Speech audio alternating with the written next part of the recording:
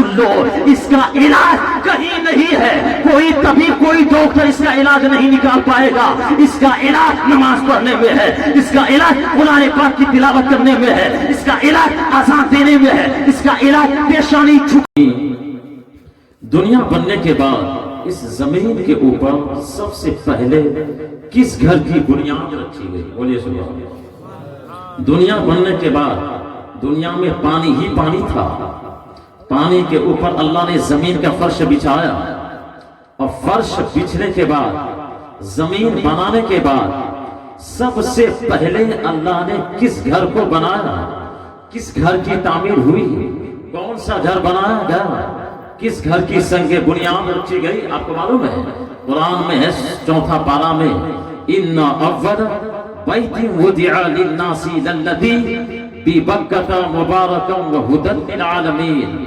لوگوں کے لیے دنیا میں اس روئے زمین کے اوپر جو سب سے پہلا گھر بنایا گیا، جس گھر کی سب سے پہلے سنگ بنیاد رکھی گئی، وہ گھر مکہ میں ہے، وہ اللہ کا گھر ہے، وہ خانہ کعبہ ہے، جہاں پہ برکت ہی برکت ہے، جو سارے جہان والوں کے لیے جس میں اللہ نے ہدایت رکھا۔ سبحان اللہ۔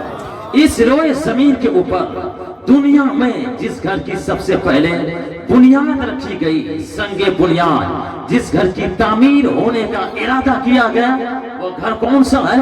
خانہ کعبہ، لوگوں کے لیے، تاکہ لوگ اس گھر میں جا کر اللہ کی عبادت کرے۔ سب سے پہلے کس نے خانہ کعبہ کی تعمیر کی؟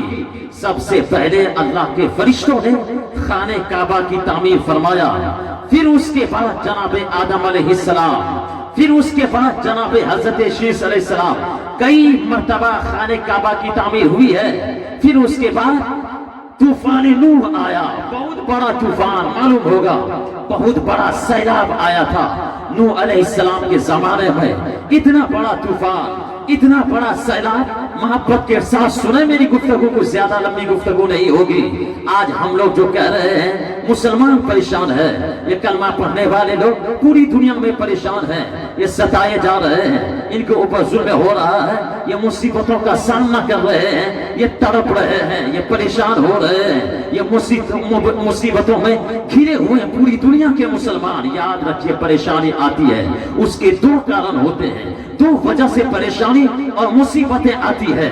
پریشانی آئے، مصیبت آئے، سکھ آئے، دکھ آئے، یہ سب اللہ تعالیٰ کی طرف سے ہے۔ پریشانی کیوں آتی ہے؟ اس کی 2 وجہ ہوتی ہے، ایک یا تو اللہ تعالیٰ کی طرف سے آزمائش ہوتی ہے، امتحان ہوتا ہے۔ اللہ جب کسی بندے کو بلند مقام عطا فرماتا ہے، اللہ کسی بندے کے درجات کو جب بلند کرنا چاہتا ہے، اللہ اس کا امتحان دیتا ہے، اس کو آزمائش میں ڈال دیتا ہے، پریشانیوں میں ڈال دیتا ہے، مصیبتوں میں ڈال دیتا ہے۔ جب انسان مصیبتوں میں پریشانیوں میں رہ کر اللہ کا شکر ادا کرتا ہے، انہی کے بارے میں ہے اِنَّ مَعَ الْعُسْرِ يُسْرًا، یعنی ہر مشکل کے بعد اللہ نے آسانی رکھا ہے۔ جب آدمی پریشانیوں میں مصیبتوں میں رہ کر اللہ کا شکر ادا کرتا ہے، اللہ کی تعریف بیان کرتا ہے، اللہ پریشانیوں سے نکال کر کے اس کے لیے آسانی کا راستہ کھول دیتا ہے، اسی کے لیے ہے۔ ہر مشکل کے بعد اللہ آسانی رکھا ہے، ایک آزمائش کے طور پر، امتحان کے طور پر۔ جب اللہ کسی بندے کو درجات کو بلند کرنا چاہتا ہے، اعلیٰ منصب پر فائز کرنا چاہتا ہے، اللہ پہلے اس کا امتحان لیتا ہے، اللہ پہلے اس کو مصیبتوں اور پریشانیوں میں ڈال دیتا ہے۔ ایک اس وجہ سے پریشانی آتی ہے، مصیبت آتی ہے۔ دوسری وجہ کیا ہے؟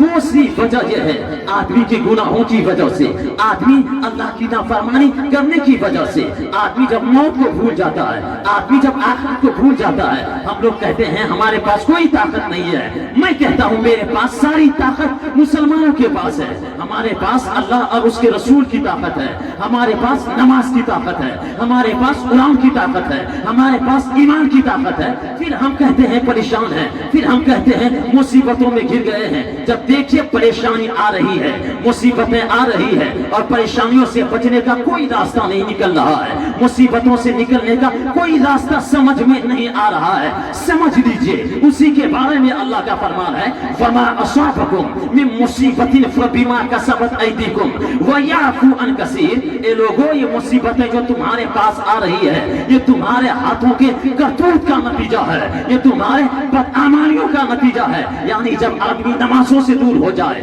جب آدمی قرآن پاک کی تلاوت سے دور ہو جائے، جب آدمی کے دلوں سے اللہ اور اس کے رسول کی محبت کم ہونے لگے، جب آدمی عیاشی کرنے لگے، مکاری کرنے لگے، پھر اللہ کی طرف سے پریشانیوں میں یہ گر جاتا ہے، مصیبتوں میں گر جاتا ہے۔ پریشانیوں کا علاج کس میں ہے؟ مصیبتوں سے کیسے بچا جائے؟ طوفان نوح آیا تھا، نوح علیہ السلام کے زمانے میں بہت بڑا طوفان، بہت بڑا سیلاب آیا تھا، آپ کو معلوم ہوگا۔ یعنی اتنا بڑا سیلاب 950 سال جناب نوح علیہ السلام اپنے قوم کو سمجھاتے رہے، اپنے لوگوں کو سمجھاتے رہے اور ان کو اللہ تعالیٰ کی طرف بلاتے رہے، اللہ کے ایک ہونے کی دعوت دیتے رہے۔ 950 سال تک نوح علیہ السلام نے سمجھایا، تبلیغ کا کام کیا، لوگوں کو سمجھاتے رہے۔ 950 سال کے اندر میں کتنے لوگ ایمان لائے تھے؟ ان کی تعداد صرف 78 تھی۔ 950 سال تقریر کرتے رہے، لوگوں کو سمجھاتے رہے، صرف 78 آدمی ایمان لائے۔ پھر اس کے بعد اللہ نے کہا اے نوح پیغمبر تم ایک کشتی تیار کرو، کشتی بن کے جب تیار ہو جائے جو لوگ تم پر ایمان لائے ہیں ان کو اپنی کشتی میں سوار کر لینا، اور جو لوگ ایمان نہیں لائے ہیں، جو لوگ تمہیں جھٹلاتے ہیں، جو لوگ تیری بات کو نہیں مانتے ہیں، ایک سیلاب، ایک طوفان آئے گا، اس طوفان میں سارے لوگوں کو ختم کر دیا جائے گا، ہلاک اور برباد کر دیا جائے گا۔ جناب نوح علیہ السلام کشتی بنانے لگے۔ جب کشتی بنانے لگے، لکڑی سے کشتی بنا رہے تھے، فرشتوں کے سردار جناب جبرائیل آ کر بتاتے اور نوح علیہ السلام کشتی بنا رہے۔ اب جب ان کی قوم نے دیکھا کہ یہ نوح پیغمبر، ان کی قوم تو جھٹلا رہی تھی، دیکھا کہ اب نوح علیہ السلام کشتی بنا رہے ہیں، وہ ساری قوم اور زیادہ مذاق اڑانے لگی۔ کہا اے نوح پیغمبر پہلے تو آپ نبی ہونے کا دعویٰ کر رہے تھے، پہلے آپ رسول ہونے کا دعویٰ کر رہے تھے، پہلے آپ اللہ کا پیغام سنا رہے تھے، اب یہ بڑھی کب سے بن گئے؟ یہ لکڑی کا کام آپ نے کب سے شروع کر دیا؟ یعنی اس طرح کی بات کہہ کر کے نوح علیہ السلام کو تکلیف پہنچا رہے تھے، نوح علیہ السلام کا مذاق اڑا رہے تھے۔ نوح علیہ السلام کہے یہ کشتی بن جائے گی، پھر سیلاب آئے گا، طوفان آئے گا، جو ایمان نہیں لائے گا اللہ اس کو ہلاک اور برباد کر دے گا۔ کہاں سے سیلاب آئے گا؟ پانی کا کوئی نام و نشان نہیں ہے۔ نوح علیہ السلام سمجھاتے رہے اور اپنا کام میں لگے رہے، کشتی بنا رہے تھے۔ ایک دن ایک بوڑھی خاتون، ایک ضعیفہ خاتون، ایک کمزور خاتون نوح علیہ السلام کے درمیان سے گزر رہی تھی۔ نوح علیہ السلام کو دیکھتی ہے، نظر پڑی تو وہ کہتی ہے اے نوح پیغمبر، یعنی اے نوح یہ تو کیا کر رہا ہے؟ نوح علیہ السلام نے کہا کہ میں اللہ کے حکم سے کشتی بنا رہا ہوں۔ وہ بوڑھی خاتون کہتی ہے یہ کشتی کہاں پہ چلے گی؟ اس پانی کا نام و نشان نہیں ہے۔ نوح علیہ السلام نے کہا میں اللہ کا پیغمبر ہوں، اللہ کا رسول ہوں، میں ایک پیغام لایا ہوں، جو میری بات کو مانے گا، ایمان لائے گا، وہ اس کشتی میں سوار ہو جائے گا، اور یہ کشتی ایک سیلاب آئے گا اللہ کی طرف سے عذاب بن کر کے، ایک طوفان آئے گا، جو ایمان نہیں لائے گا اللہ اس کو ہلاک کر دے گا، اللہ اس کو برباد کر دے گا، اور جو ایمان لائے گا اللہ اس کو بچا لے گا۔ وہ بوڑھی خاتون کے دل پہ نوح علیہ السلام کی بات اثر کر گئی۔ نوح علیہ السلام دیکھنے میں بڑے خوبصورت تھے۔ یاد رکھیں جو پیغمبر ہوتے ہیں، جو اللہ کے نبی ہوتے ہیں، جو رسول ہوتے ہیں، جس قوم کے لیے آتے ہیں وہ اپنی قوم میں سب سے زیادہ خوبصورت ہوتے ہیں، وہ اپنی قوم میں سب سے زیادہ طاقتور ہوتے ہیں، وہ اپنی قوم میں سب سے زیادہ عقل مند ہوتے ہیں۔ نوح علیہ السلام کا چہرہ چمکتا دمکتا تھا۔ وہ بوڑھی خاتون دیکھتی ہی سمجھ گئی کہ یہ ضرور اللہ کے پیغمبر ہیں، ان کا چہرہ چمک رہا ہے، دمک رہا ہے، ان کی بولی لاجواب ہے۔ وہ بوڑھی خاتون کہتی ہے اے نوح پیغمبر میں تمہاری بات کو تسلیم کرتی ہوں، تم پر ایمان لاتی ہوں، اب میں یہاں سے جب بھی یہ پیشانی جھکاؤں گی اللہ کی بارگاہ میں جھکاؤں گی، میں تم پر ایمان لاتی ہوں، جب بھی اللہ کا عذاب آئے تو مجھے خبر کر دینا، مجھے کشتی میں سوار کر لینا۔ نوح علیہ السلام سے بول کر کے وہ بوڑھی خاتون اللہ کی عبادت میں مشغول ہو گئی، جھوپڑی میں جا کر اللہ کی عبادت کرنے لگی، نماز پڑھنے لگی، اللہ کے ذکر میں مشغول ہو گئی۔ پھر وہ دن آیا، وہ دن وہ تاریخ متعین تھی، وہ دن وہ تاریخ جب آئی تو زمین سے پانی نکلنا شروع ہوا، پہاڑوں سے پانی نکلنا شروع ہوا، آسمان سے بارش ہونے لگی، اتنا بڑا طوفان آیا اور اتنا بڑا سیلاب آیا کہ سارے لوگوں کو نوح علیہ السلام جو ایمان لائے تھے کشتی میں لے کر سوار ہو گئے، اور جو ایمان نہیں لایا کتابوں میں آتا ہے، علماء کرام کہتے ہیں اللہ نے اس طوفان میں پوری دنیا کے لوگوں کو ہلاک کر دیا، پوری دنیا ہی ختم ہو گئی تھی، ایک بھی آدمی نہیں بچا تھا سوائے وہ لوگ جو نوح علیہ السلام کے کشتی میں سوار تھے۔ پھر دوبارہ اللہ نے انہی لوگوں سے دنیا کو آباد کیا، وہیں سے اللہ نے انسانوں کو آباد کیا۔ آواز تھوڑی سی کھینچ رہی ہے منٹو بھائی۔ وہیں سے اللہ نے دوبارہ دنیا کو آباد کیا۔ نوح علیہ السلام کی کشتی کتنے مہینے تک چلتی رہی؟ 6 مہینے تک اس سیلاب میں چلتی رہی، اس طوفان میں چلتی رہی۔ اس سے پہلے سارے لوگ ختم ہو گئے۔ پھر اس کے بعد جب وہ نوح علیہ السلام کی کشتی جودی پہاڑ سے لگی، نوح علیہ السلام زمین پر آئے۔ زمین پہ جیسے ہی آئے ہیں آپ کو بات یاد آ گئی کہ ایک بوڑھی خاتون ایمان لائی تھی، میں نے تو اس کو اپنی کشتی میں سوار کیا ہی نہیں، اس خاتون کا کیا حال ہوا ہوگا، وہ کہاں پہ ہے، کس حال میں ہے۔ نوح علیہ السلام کو بڑا افسوس ہوا۔ آپ نے نگاہ کو دوڑایا تو دیکھتے کیا اس سامنے ایک جھوپڑی ہے، اور جھوپڑی کے قریب گئے تو کیا آپ نے دیکھا، وہاں پہ وہ بوڑھی خاتون اللہ کی عبادت میں مشغول ہے۔ ارے آپ لوگ سبحان اللہ کہاں نہیں بولتے ہیں؟ سبحان اللہ۔ وہ بوڑھی خاتون کیا کر رہی تھی؟ نماز پڑھ رہی تھی، نماز کا یہ سبحان اللہ۔ مسجد بنا رہے ہیں نا، کس لیے بنا رہے ہیں؟ نماز پڑھنے کے لیے۔ یہ عبادت کتنی بڑی طاقت ہے، یہ نماز کتنی بڑی طاقت ہے، اس کو بھی سمجھنے کی کوشش کریں، ورنہ تو مسجد بن جائے گی، نمازی کا پتہ نہیں چلے گا تو افسوس ہوگا۔ یہ مسجدیں ان لوگوں کے لیے بد دعا بھی کرے گی جو لوگ نماز پڑھنے نہیں آئیں گے، ڈنگ ڈانگ ہانکیں گے مسجد کے قریب میں بیٹھ کر، مچان توڑے گا اور مسجد نہیں آئے گا، اذان سنے گا اس کو پتہ ہی نہیں چلے گا اذان بمانے اعلان کے کیا ہوتا ہے؟ اذان اعلان کے معنی میں آتا ہے، یعنی حی علی الصلاۃ، حی علی الفلاح، آؤ نماز کی طرف، آؤ کامیابی کی طرف۔ اس کا معنی یہ ہوتا ہے اذان کا مطلب ہوا اعلان، اذان ہو گئی، گویا نماز کا وقت ہو گیا، اب جماعت کھڑی ہونے والی ہے، 2-4-10 منٹ کا وقت ہے تاکہ آدمی گھر سے آ جائے، وضو نہیں ہے تو وضو کر لے، تو اذان سنے تو آدمی کو مسجد کی طرف جانا چاہیے۔ نوح علیہ السلام آئے، دیکھا کیا کہ وہ بوڑھی خاتون جھوپڑی میں نماز پڑھ رہی تھی، اللہ کی عبادت میں مشغول تھی۔ سلام کلام ہوا، وہ بوڑھی خاتون نوح علیہ السلام کو دیکھ کے گھبرا جاتی ہے اور کہتی ہے اے نوح پیغمبر، کیا تم اس لیے آئے ہو، یہ بتانے کے لیے آئے ہو کہ اللہ کا عذاب آنے والا ہے کیا؟ نوح علیہ السلام نے کہا ارے تم کو پتا نہیں ہے، اللہ کا عذاب آ گیا، طوفان آ گیا، سیلاب آ گیا، اللہ نے پوری دنیا کے لوگوں کو ہلاک کر دیا، ختم کر دیا، تم کو پتا نہیں ہے۔ وہ خاتون کہتی ہے مجھے کچھ پتا ہی نہیں چلا، میں تو نماز پڑھنے میں مشغول۔ وہ خاتون کیا کر رہی ہے؟ میں نماز پڑھنے میں مشغول رہی، مجھے پتا ہی نہیں چلا۔ کیا پتا چلا؟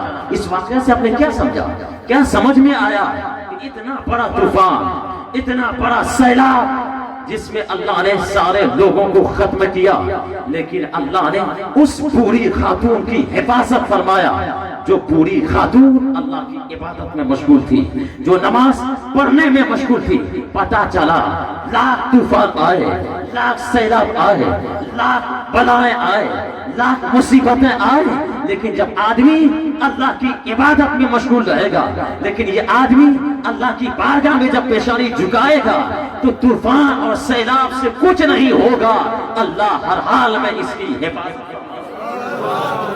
نماز کی طاقت سمجھ میں آئی؟ آج ہم لوگ کہتے ہیں پریشان ہیں، مصیبت میں گھرے ہوئے ہیں، تو نماز سے دور ہو گئے ہیں، قرآن پاک کی تلاوت سے دور ہو گئے، مسجد سے دور ہو گئے۔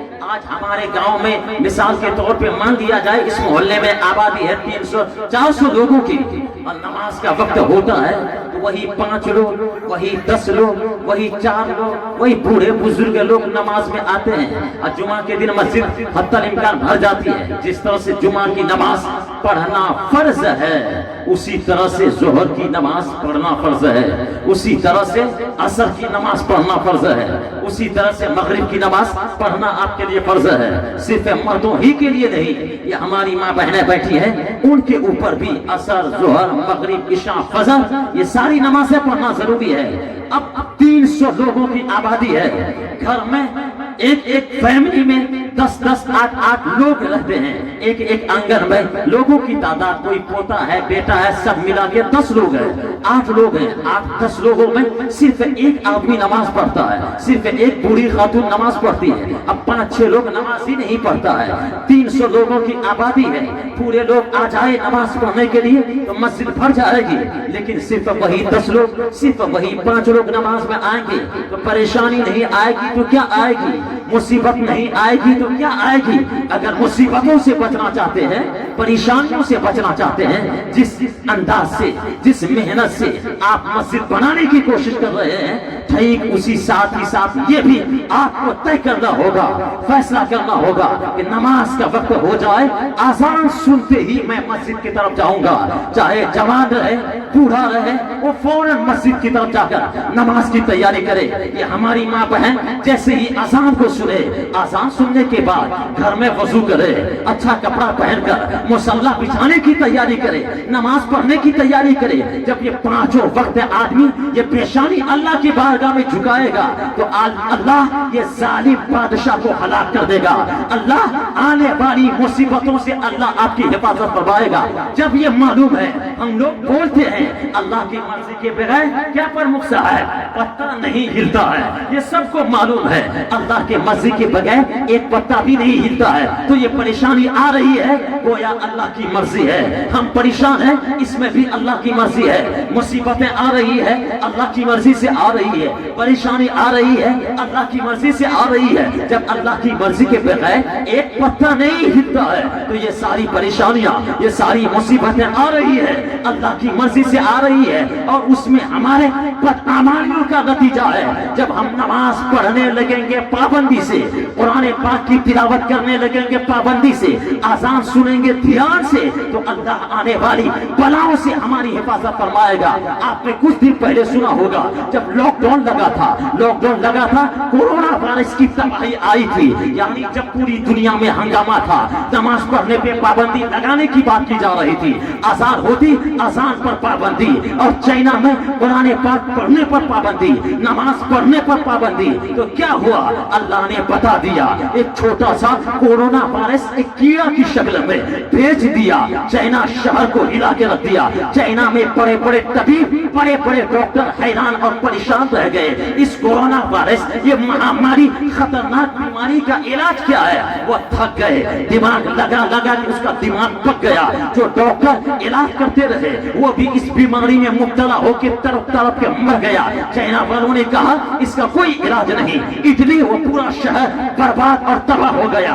अमेरिका, जो अपने आप को सुपर पावर शहर कहलाता था, वो हिल गया। वो परेशान कि इस बीमारी का कौन सी मेडिसिन निकाली जाए, कौन सी दवाई निकाली जाए। दिमाग काम नहीं कर रहा है। जब गौर किया, उन लोगों ने फैसला किया, बड़े बड़े डॉक्टरों ने लोगों को मशवरा दिया। मशवरा क्या दिया? लोगों से दूरी इख्तियार किया जाए, और जब भी जरूरत पड़े हाथ को साबुन से धो लिया जाए, कुल्ली किया जाए, नाक में पानी डाल करके नाक की सफाई किया जाए, क्योंकि नाक के जरिए से ये वायरस अंदर चला जाता है, मुंह के जरिए से ये वायरस आदमी के अंदर चला जाता है।